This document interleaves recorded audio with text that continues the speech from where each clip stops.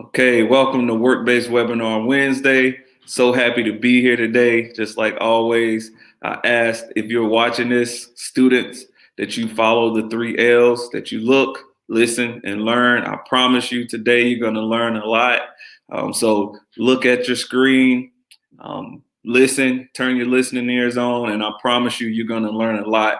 We got a special guest this day. His name is Christopher Moxley. And so without further ado, I'm gonna just let Christopher just tell the students about yourself, tell them about your career and what you do. Well, first of all, I appreciate the opportunity to come and speak to you guys today, Dominique. I appreciate you reaching out. And as he indicated, my name is Christopher Moxley. People just call me Chris for short. A lot of my close friends just call me Mox for short. And I'm originally from Charlotte. I still live in Charlotte. And I am co-owner of a company here in Charlotte called 704 Shop. And 704 Shop is a Charlotte-based lifestyle brand, lifestyle and apparel brand. We do apparel mostly, but we do a lot of other accessories as well. So, where do you want to start, Dominique? Man, talk about. I want to hear about your journey. Like, so how did you stumble upon Yeah. 704 Shop? How did that all come into fruition? Okay.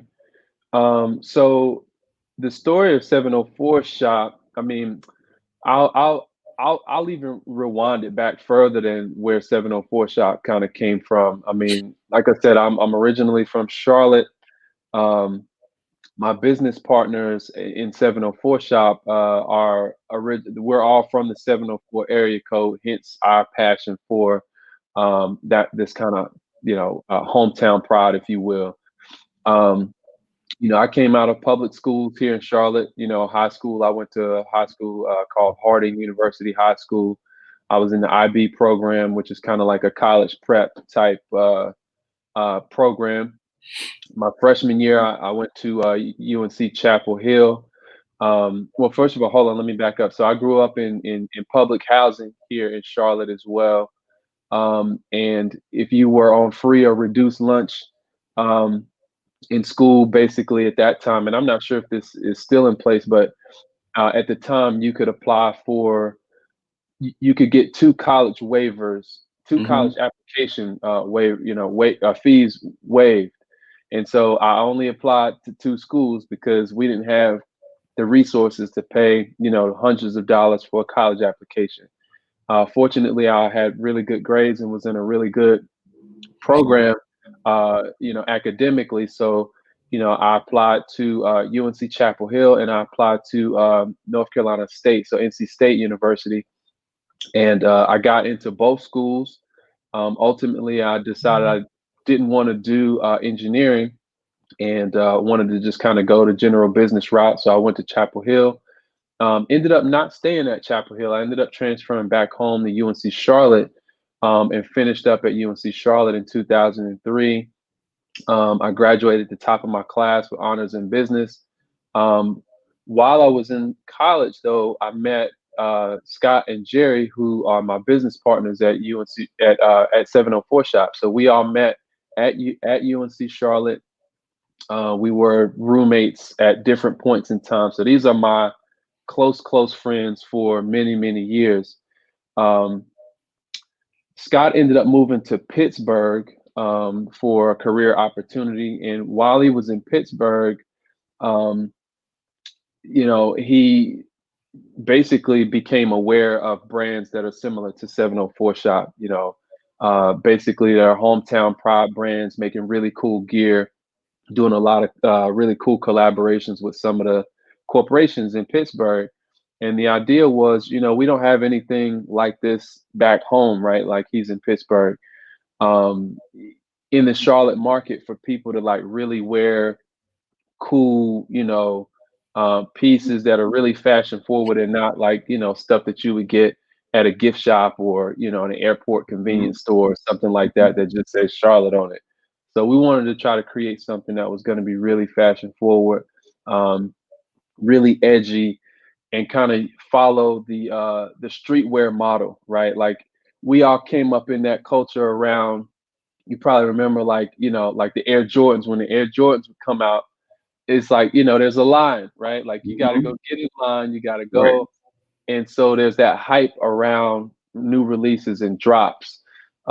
And so that was kind of, we adopted that business model around limited editions and scarcity, and creating demand for our products and stuff like that. And again, we launched the company in 2013, um, as a way to try to fill a void, in the Charlotte market around, cool home based, local hometown proud apparel.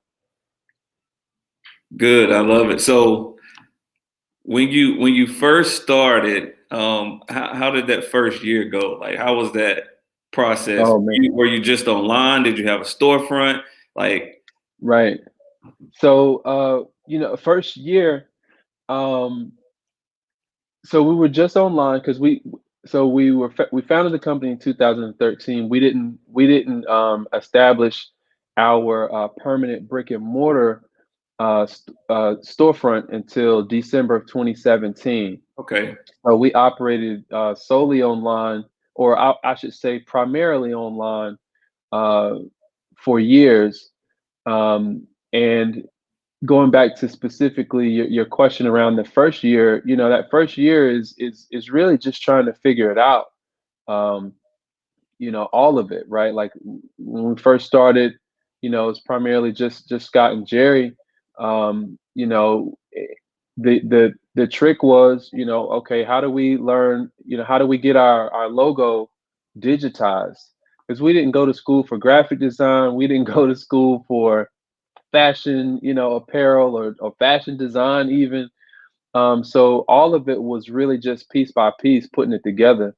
mhm, Um, one day at a time, researching, how to go through, distributors, and how to get, graphics digitized. Jerry's wife actually did our first, design for us, in terms of, we had our logo on a napkin. wow, Um, wow, and it was like, okay, how do what do we do with this, right? How do we get it into the computer?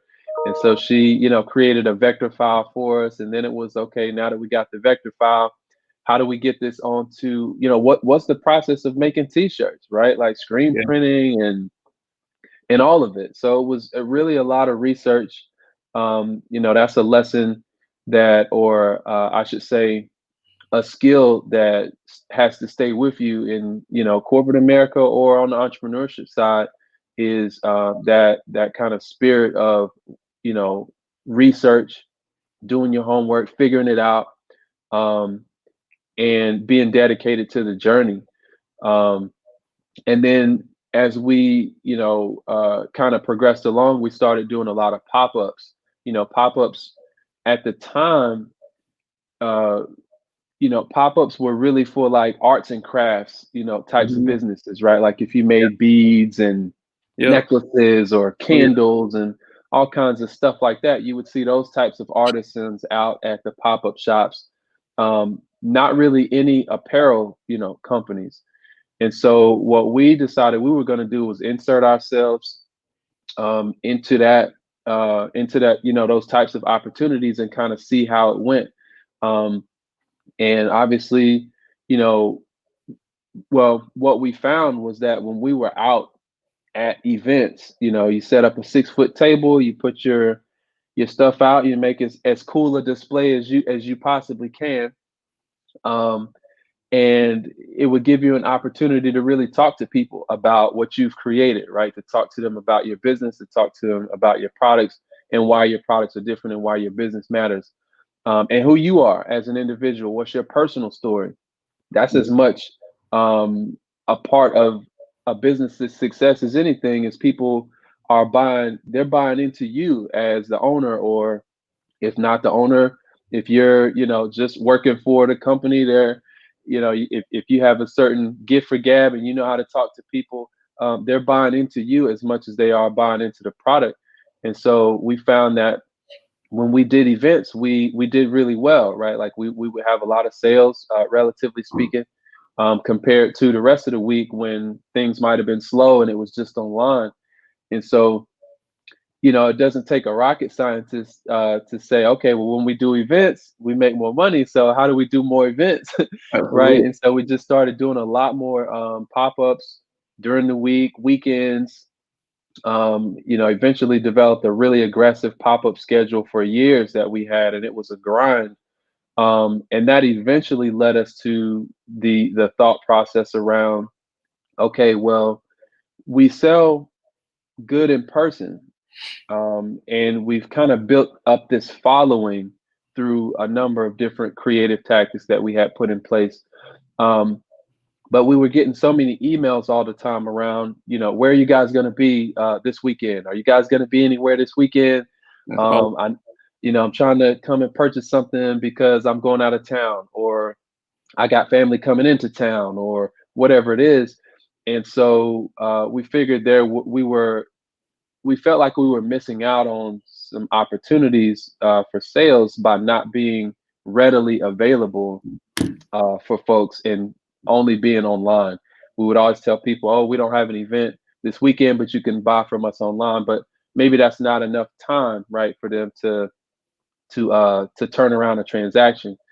And so that really led us down the path of starting to think seriously about um, you know uh, establishing our storefront. Yeah. And so we did that in December of 2017, and it's been really good so far. So we're Yeah. happy about that. That's awesome, man. Congrats on your success and the journey. It's just really mesmerizing, just to have a concept, and just to take it and see it through. I love to hear those stories. So a lot of what you have said already kind of leads into my next question. So if a student wants to start their own business, if a student wants to go into business for themselves, what are the to thrive or to be successful at being an entrepreneur? Um, I would say first and foremost, I think you have to be curious, right? There's so many different, entrepreneur. There's so many different types of businesses, right? So to answer this question, is very broad. I think you have to be curious. You have to want to get to the bottom of all of the answers, um, and you've got to want to do your homework, right? So fortunately, we live in the internet age, and almost every piece of information is a few clicks away. And so using your resources has to be at the forefront, and you can't be afraid to do your homework. um, and what the answer to one question is going to lead you to another question. Yes, sir. Right? And you just got to keep going and keep going. At the same time, not have analysis paralysis, where you end up just going down every rabbit hole to the extent that you never actually get anything done, and you're not, the starting to build and put anything into motion. In terms of building out your products or services, whatever type of business it is. Um, you've got to start at some point. Yeah. And so that's very important. Also, I think uh, don't underestimate the importance of social capital, and you have to invest in relationships the same way you invest in your business, Mm-hmm. because the relationships are the things that once you have proof of concept, the relationships that you have are going to be the things that help get your business out there. Who do you know? Who can advocate for you? Who can talk you up in rooms where you're not in? And who can quite frankly, get you meetings and get you opportunities that you might not be able to get, on your own. All of that is social capital. All of that is networking. That's what I do the most of, for our business is kind of in that space and looking for strategic opportunities for us to kind of differentiate ourselves, if you want to call it that. So those are Yeah. two, I think, one tangible and then another kind of, soft skills, Oh yeah. in terms of, just being successful in entrepreneurship, regardless of what the, what type of business it is. Okay. Thank you. So, just take yourself back to when you were at Harding University, right? Yeah. When you was at Harding, what would you tell your high school self? What kind of advice would you give yourself, and what are some of the things that you took for granted in high school that you wish that you wouldn't have taken for granted once you got out into the real world, and even when you got with your friends and you started creating this business? What are some things that you wish that you would have held on to, and what kind of advice would you give your high school self? Oh man, that's a great question. That's a great question, Dominique. And I've never been asked that question. I think I would tell my high school self that, to not be afraid to try and fail. Mm-hmm. Um, when we come from the backgrounds that we typically come from, right? Challenged backgrounds, Mm-hmm. communities of color in particular, um, we and this is still true. We typically don't get the opportunities. Uh, we don't get second chance opportunities sometimes, Mm-hmm. like our peers do. Right. And so, because of that, and because in many cases we're the first ones in our family to do X, Y, or Z, Mm-hmm. or so it's like we're always representing the entire family, or you're representing your entire neighborhood, or you're representing, in some cases, all Black people, because you're the one or two, Black people in a class. Mm-hmm. Um, we tend to try to be perfect because of that weight, and what that does is it paralyzes you to, to kind of take risks. Mm-hmm. And we live in a risk reward society. And so I think, you know, I would just tell my younger self that it's okay to not have all the answers all the time. You know, it's okay to just experiment with things and kind of see where it goes. But I would also tell myself that that you have a voice and that you matter. Because I think for me, especially going into, like an environment where, at a PWI, a large school, UNC Chapel Hill, and ultimately then UNC Charlotte. It took me a while to kind of find who I was, and Mm-hmm. to find out the value of my own voice, which is rooted and grounded in my own personal experience. I think that's the thing that's probably my biggest asset today, and the opportunities that I get, to be in boardrooms and business meetings, is because people understand that Chris has a unique, background, and he has a unique set of experiences that's going to be different from everybody else in the room. And so Mm-hmm. that's why we want him in the room. And so if I had known the power of my own experiences when I was, 15, 16, 17, 18 years old, I would have been more expressive of my background and what some of those challenges were, and who knows how that could have accelerated opportunities for me. But I think because of, fear, Mm-hmm. and being judged and Mm-hmm. and all of that kind of stuff, we end up being quiet about the things that we're battling. Right. Um, and so I think those are two things that I think I would advise myself, my high school self on, that would have been pivotal. That's great advice. That's great advice. So students, I hope you're holding on to that advice. I got one more question for you, Yes, Mr. sir. Moxley. So who is your inspiration and why? Well, that's easy. I mean, my mom is my inspiration. She always has been and still is. My mother, uh, you know, kind of came from a challenged background herself. Um, and single mom, raising four. She had, her first two kids when she was fairly young, Mhm. 16 and 17 years old, and she had to figure it out. And But with God's help, and family support, she did. And so my mom is always, and I think that's where I get my sense of inquisitiveness from, my sense of my attention to detail from, my work ethic from, because she was my example, for all of those things. She's where I get my sense of humility from, all of it. So I connect. There's a big part of her, in me.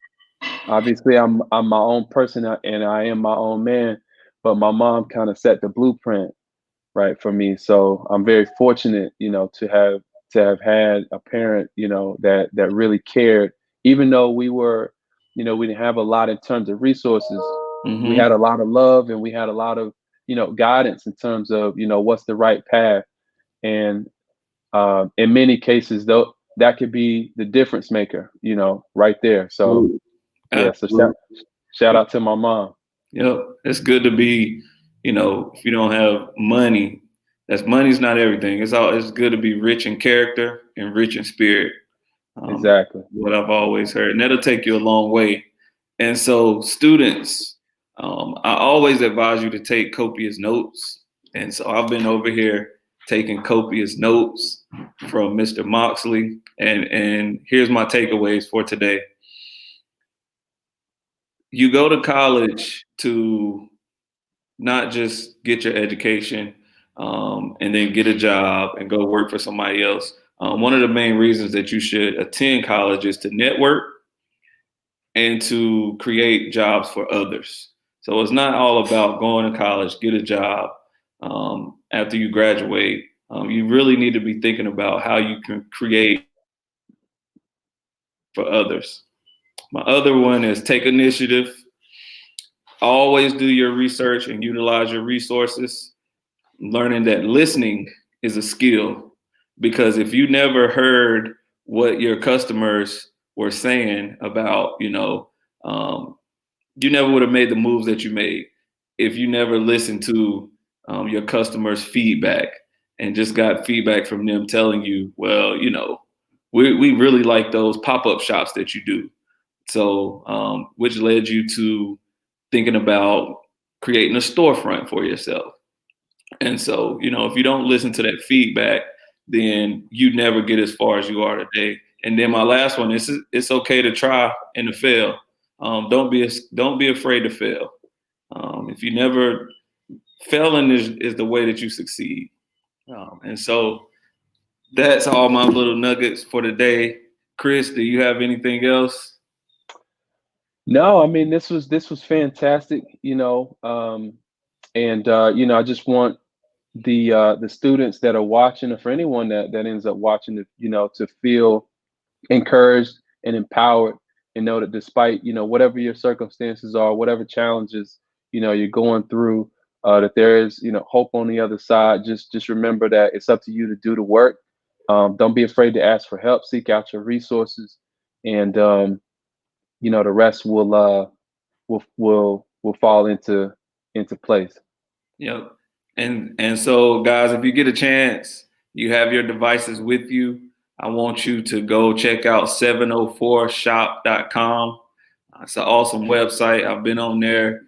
You probably will find some things that you like and you might want to purchase. So, especially around Christmas time. So, Absolutely. 704shop.com is the website. It's going across the bottom of the page. So, tap in to 704shop.com. That's all that we have for you today. This is Work-Based Webinar Wednesday with Rowan Salisbury School CTE. Go check us out on our Facebook page, RSS CTE, our Twitter page, RSS_CTE. Our Instagram is Rowan CTE for more videos, more insight. And thank you again, Mr. Moxley, for all that you do for the community. And hey, we're part of 704 too, so we definitely support you. I appreciate that, Dominique. Thanks a lot. Thank you.